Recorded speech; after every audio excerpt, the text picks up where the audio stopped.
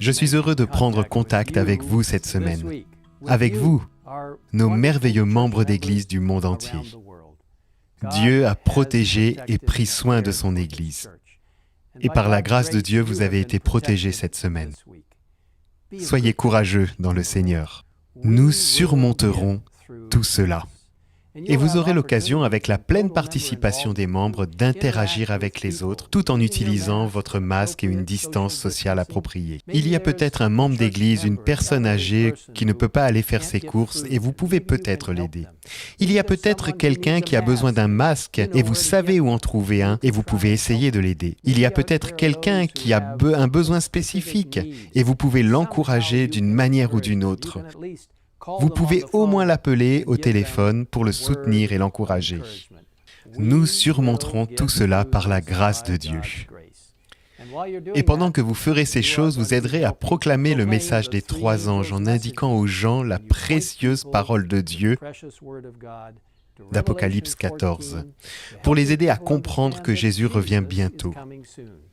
Même si nous sommes confrontés à des défis économiques dans un avenir très proche, même maintenant, confrontés au chômage et à des difficultés, Dieu prendra soin de chacun de nous. Je veux partager avec vous un beau psaume, le psaume 34, et une partie de ce psaume, à partir du verset 5. C'est quelque chose que chacun d'entre nous peut ressentir. Quelle occasion de demander au Seigneur de nous guider alors que nous faisons face à l'avenir et aux grandes possibilités de pouvoir partager sa précieuse parole et la bonne nouvelle du retour de Jésus. Lisons le psaume 34, verset 5. « J'ai cherché l'Éternel et il m'a répondu. » Vous pouvez croire que Dieu vous écoutera, qu'il vous écoutera toujours. Parfois, il ne nous répond pas de la manière dont vous et moi pensons qu'il devrait le faire dans l'immédiat. Il vous entend et il vous répondra d'une manière appropriée. Le psalmiste continue en disant « Il m'a délivré de toutes mes frayeurs ».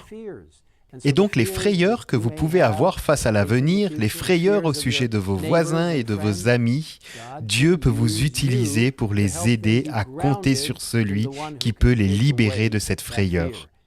Jésus lui-même. Quand on tourne les regards vers lui, vers Dieu, le Seigneur, on est rayonnant de joie et le visage ne rougit pas de honte. Vous serez étonnés. Lorsque le Saint-Esprit remplira votre cœur, votre vie, vous serez en fait rayonnant. Quand un malheureux crie, l'Éternel entend, et il le sauve de toutes ses détresses. De tous les défis et les problèmes auxquels nous sommes confrontés, de toutes les calamités, de tous les problèmes, si nous mettons nos mains dans les mains du Seigneur, il nous fera surmonter tout cela. Et enfin ce beau verset, le verset 8 avec lequel nous terminons. Ce beau verset que certains d'entre nous ont peut-être mémorisé depuis l'enfance. L'ange de l'Éternel campe autour de ceux qui le craignent, ou qui ont un grand respect et un grand amour pour lui. Et il les arrache au danger. Quelle chance de faire partie du mouvement des derniers temps de Dieu. Alors qu'il nous protège et prend soin de nous et nous délivre. Juste une belle pensée tirée de Instructions pour un service chrétien effectif.